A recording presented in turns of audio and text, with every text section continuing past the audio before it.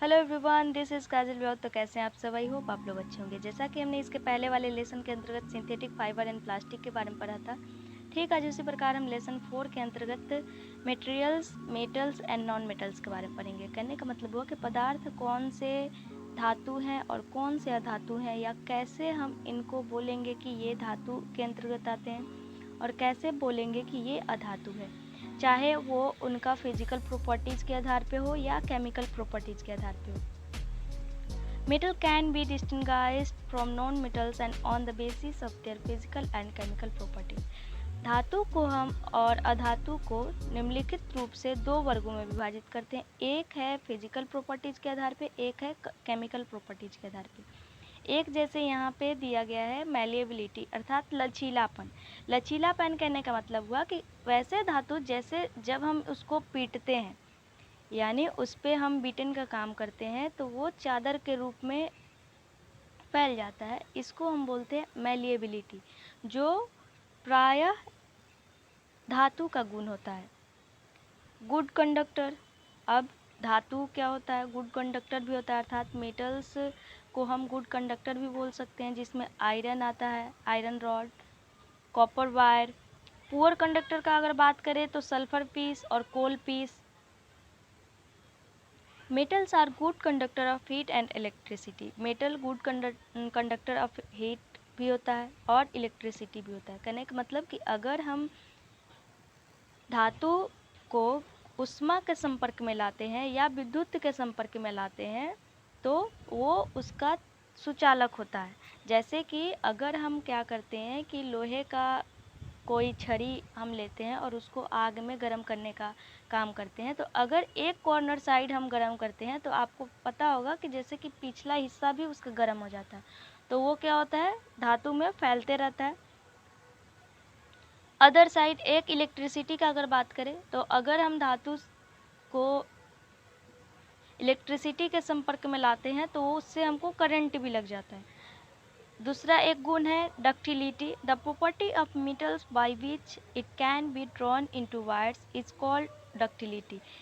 Ductility अर्थात तन्यता, अर्थात जब हम धातु को क्या करते हैं कि खींचने का काम करते हैं, तो वो एक तार के रूप में बन जाता है, उसको हम बोलते हैं डक्टिलिटी।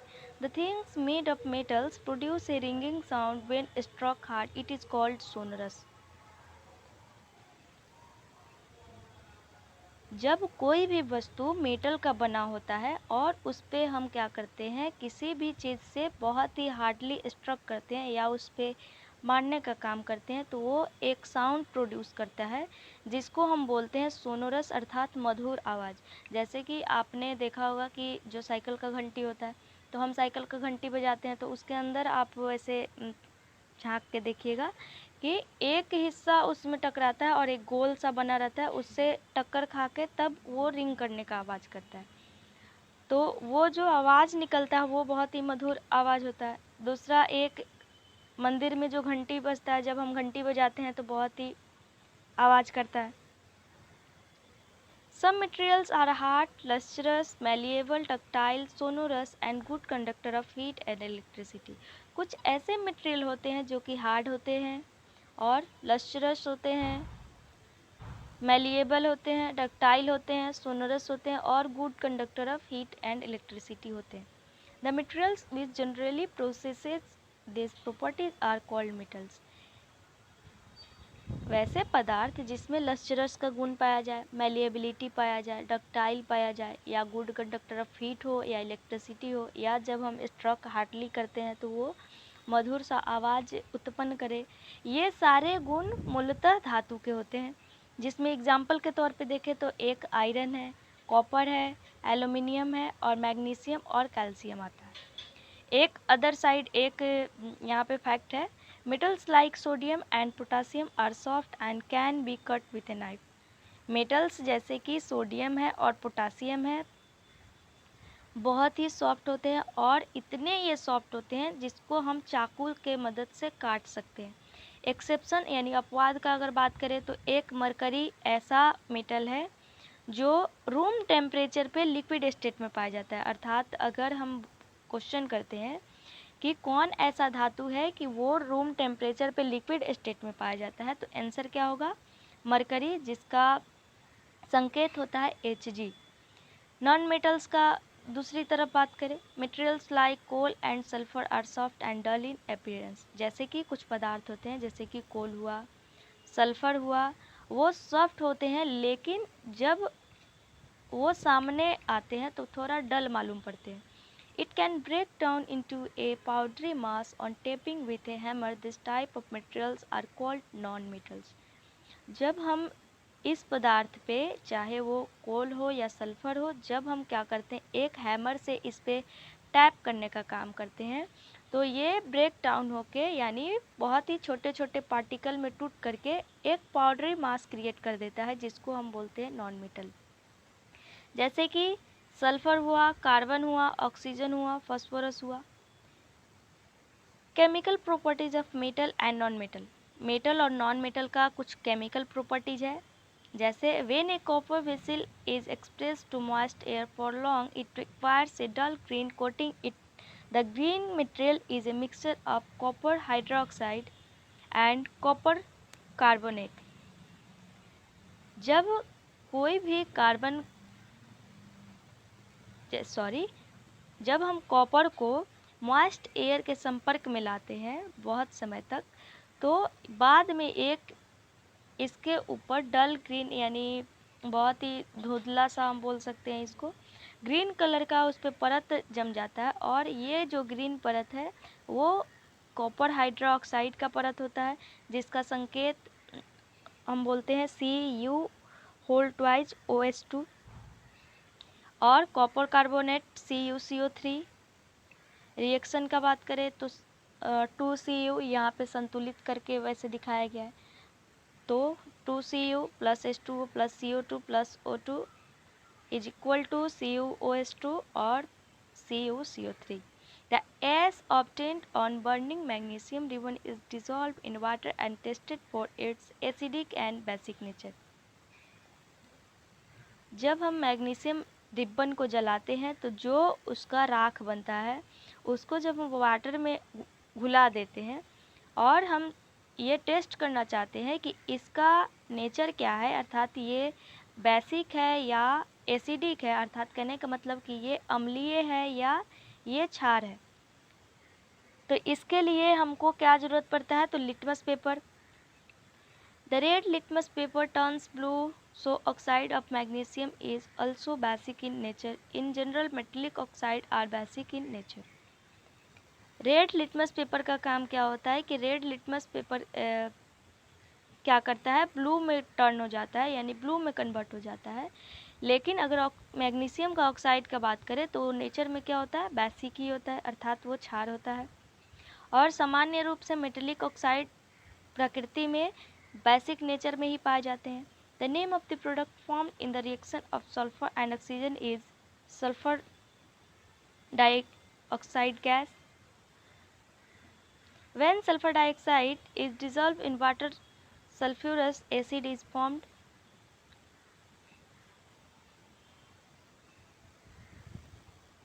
यहाँ पे एक रिएक्शन हम कराते हैं सल्फर और ऑक्सीजन के साथ, तो SO2 गैस की प्राप्ति होती है, और सल्फर डाइऑक्साइड को जब हम वाटर में घुलाने का काम करते हैं तो सल्फ्यूरिक एसिड बनता है, जिसका संकेत है H2SO4, यानी SO2 प्लस H2O is equal to H2SO4। Sorry, यहाँ पे एरो होगा, मैंने यहाँ पे एरो हमको मिल नहीं रहा था तो मैंने यही डैश का यूज कर लिया। The sulphurous asset turns blue litmus paper red. और सल्फ्यूरस एसिड क्या करता है, ब्लू लिटमस पेपर को रेड में कन्वर्ट कर देता है। और सामान्य रूप से अगर बात करें कि नॉन मेटल का नेचर में वो कैसा रूप में पाया जाता है, तो उसका नेचर क्या है, तो एसिडिक है, अर्थात अम्लीय है। यानी मेटल का बात करें तो मेटल बेसिक, और नॉन मेटल का बात करें तो वो उसका ऑक्साइड किस रूप में पाया जाएगा, तो acidic nature. Non metals are stored in water. Non metals को हम पानी में भी स्टोर कर सकते हैं, जैसे कि एग्जाम्पल के रूप में फॉस्फोरस का एग्जाम्पल हम लेते हैं कि जो कि बहुत ही रिएक्टिव नॉन मेटल के रूप में पाया जाता है। ये आग पकड़ लेता है और हवा में आसानी से, जैसे जब हम हवा के संपर्क में फास्फोरस को रखने का काम करते हैं तो ये बहुत ही जल्दी आग पकड़ लेता है। जैसे इसको अब रोकने के लिए कि ये जल्दी फास्फोरस में या एटमॉस्फेरिक ऑक्सीजन के रूप में कांटेक्ट में जब आए तो ज़्यादा आग नहीं लगे, तो इसको हम किस में स्टोर करते हैं, तो पानी में स्टोर करने का काम करते हैं। Non metals generally don't react with acid and produce hydrogen gas that Burns with A pop like sound. Non metal सामान्य रूप से एसिड के साथ रिएक्ट नहीं करते हैं और ना ही हाइड्रोजन गैस प्रोड्यूस करने का काम करते हैं, जिसके माध्यम से पॉप लाइक साउंड आवाज़ आता है। Copper doesn't react with dilute hydrochloric acid even on the heating, but it reacts with sulfuric acid. Copper का अगर हम बात करें तो ये डाइल्यूट यानी घुला हुआ हाइड्रोलिक एसिड HCl से रिएक्ट नहीं करता है। हालांकि जब हम गर्म भी करते हैं, लेकिन ये अगर हम गर्म करते हैं तो ये सल्फ्यूरिक एसिड के साथ रिएक्ट कर लेता है।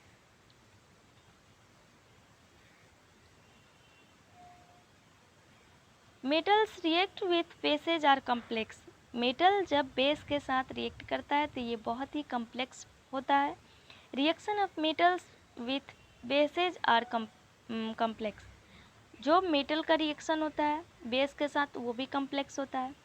डिस्प्लेसमेंट रिएक्शन, यहाँ पे एक पॉइंट दिया गया, डिस्प्लेसमेंट रिएक्शन करने का मतलब हुआ विस्थापन अभिक्रिया। One metal displaces another form its compound in aqueous solution.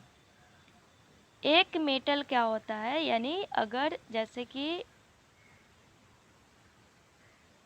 हम क्या कर रहे हैं, कॉपर का H2SO4 के साथ हम अभिक्रिया कराते हैं, तो यहाँ पे जो अभिक्रिया होती है तो CuSO4 बनेगा प्लस H2, CuSO4 तो Cu कहाँ चला गया, इधर आ गया।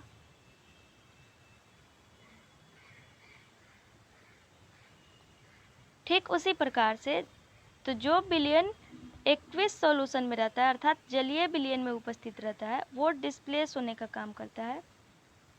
इन beaker zinc replaces copper from CuSO4, that is why the blue color of CuSO4 disappears and a powdery red mass of copper is deposited at the bottom of the beaker. Zinc replace होके copper से convert हो जाता है और CuSO4 का निर्माण करता है, और बाद में CuSO4 का जो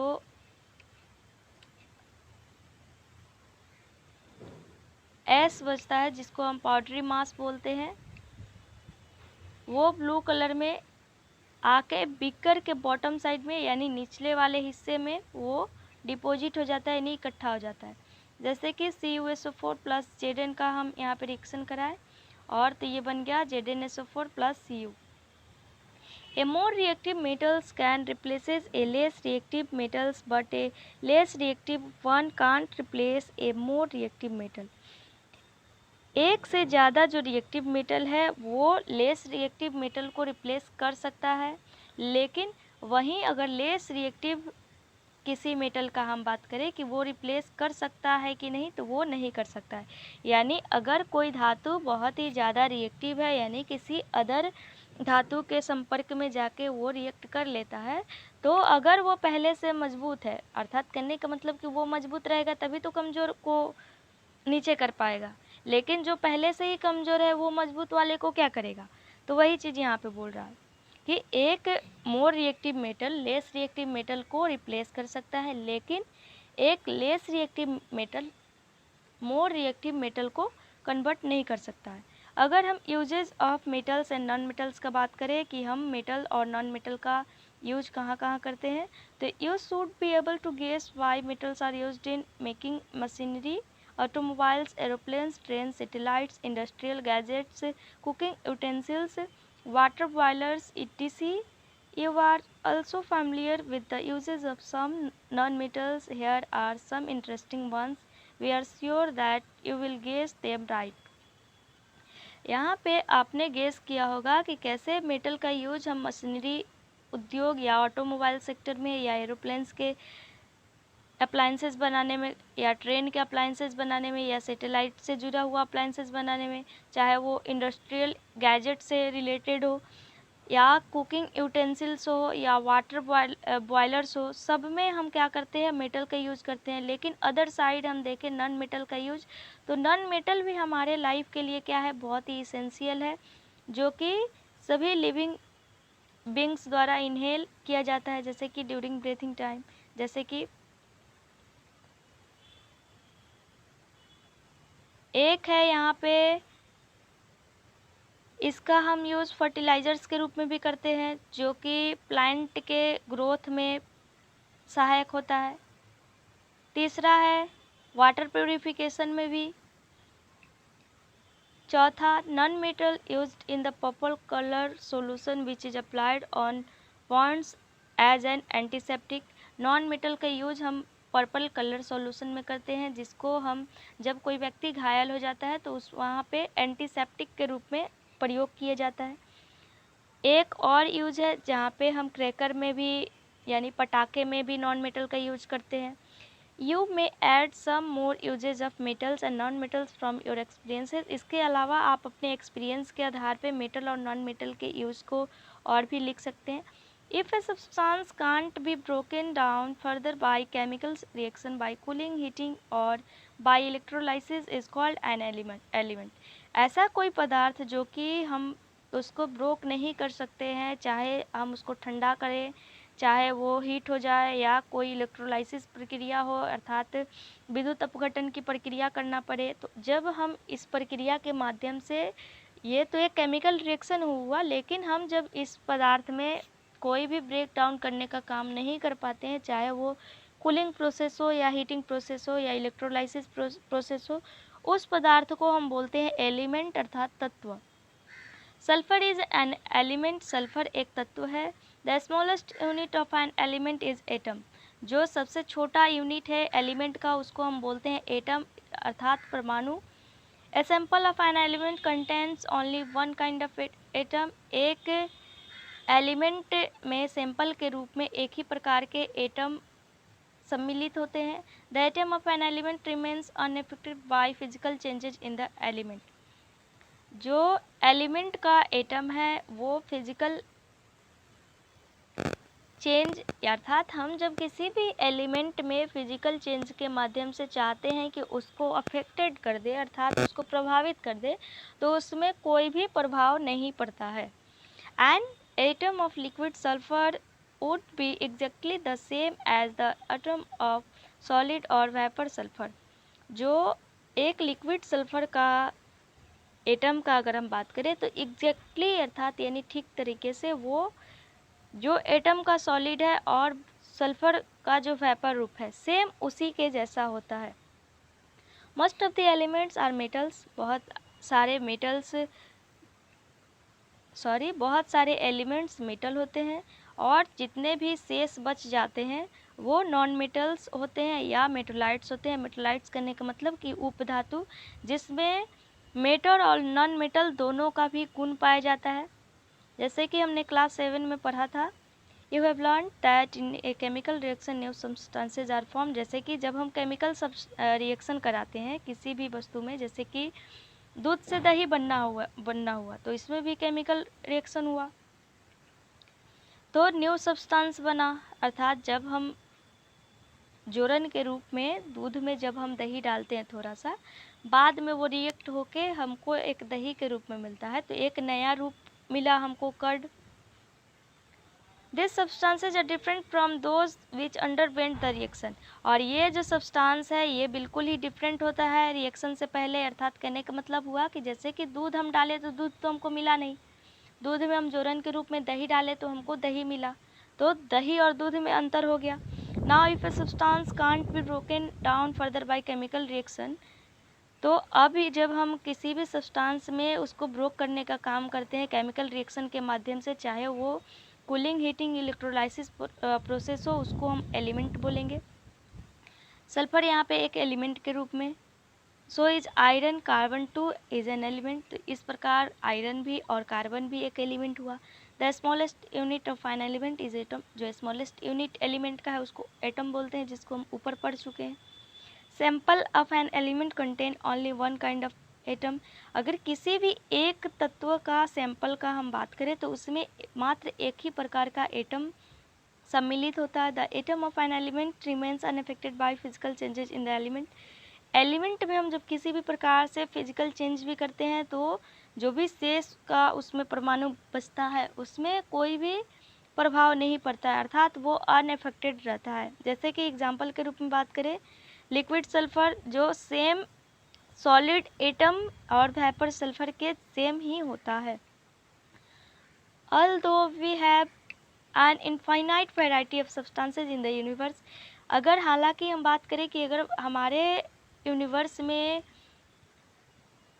मटेरियल्स किस प्रकार के पाए जाते हैं, तो प्रकृति में ऐसा बहुत प्रकार के ऐसे सब्सटेंस पाए जाते हैं जो अलग अलग प्रकार के गुण धारण करते हैं। अगर नंबर ऑफ एलिमेंट जो कि इसी किसी न किसी सब्सटेंस के माध्यम से बनते हैं वो लिमिटेड है। जैसे कि यहाँ पे 94 ऐसे नेचुरली रूप से में एलिमेंट पाए जाते हैं, जैसे 118 तो ऐसे बोला जाता है, लेकिन अगर हम नेचुरली बोले कि नेचुरली रूप में कितने एटम पाए जाते हैं तो NCERT के according 94। An important classification of element in terms of metals and non-metals, most of the elements are non-metals। अगर हम इम्पोर्टेंट क्लासिफिकेशन के अकॉर्डिंग मेटल और नॉन मेटल का टर्म का बात करें तो बहुत ऐसे एलिमेंट मेटल ही होते हैं। The remaining are either non metal और मेटलाइट्स। और जो बचते हैं उनमें से कुछ नॉन मेटल हो जाते हैं और कुछ मेटलाइट्स हो जाते हैं, अर्थात अधातु हो जाते हैं और कुछ उपधातु हो जाते हैं। और मेटलाइट्स हम किसको बोलते हैं, जिसमें धातु और अधातु दोनों का गुण पाया जाता है। हमने यहाँ पे कीवर्ड्स के रूप में पढ़ा एटम। कंडक्टर किसको बोलते हैं, डिस्प्लेसमेंट रिएक्शन। सॉरी, वहाँ पे डिस्प्लेसमेंट रिएक्शन में गलती हो गया था थोड़ा। वहाँ पे हम जिंक का अभिक्रिया CuSO4 से कराएंगे। मैंने वैसे CuSO4 का H2SO4 से कराया था।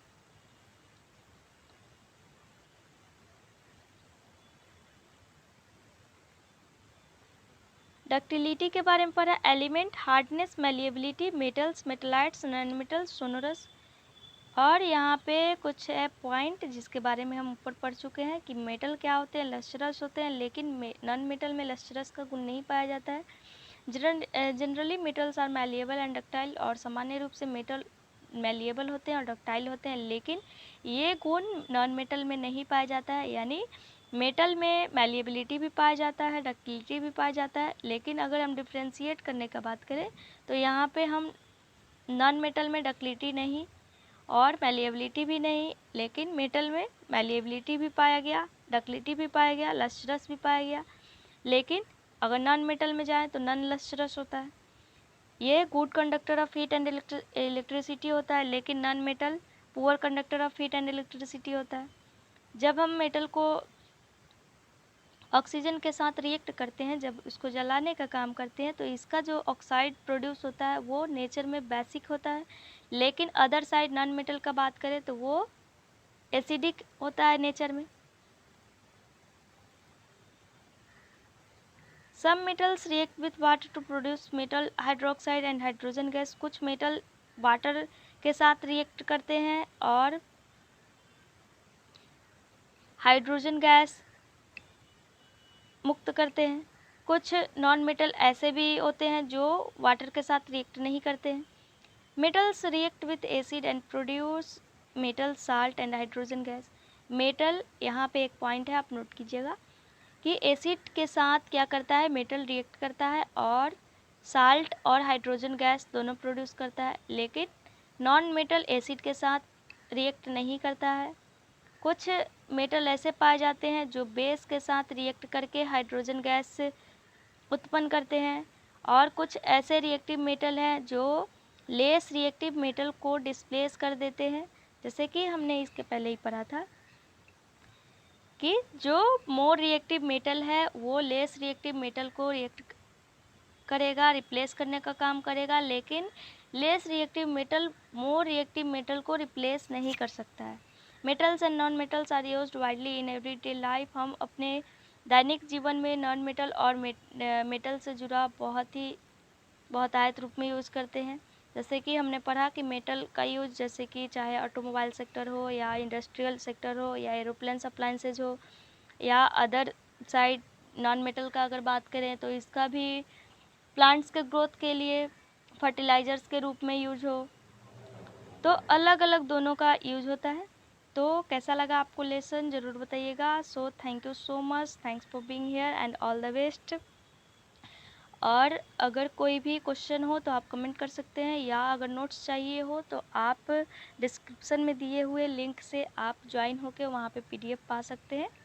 इसका PDF जिस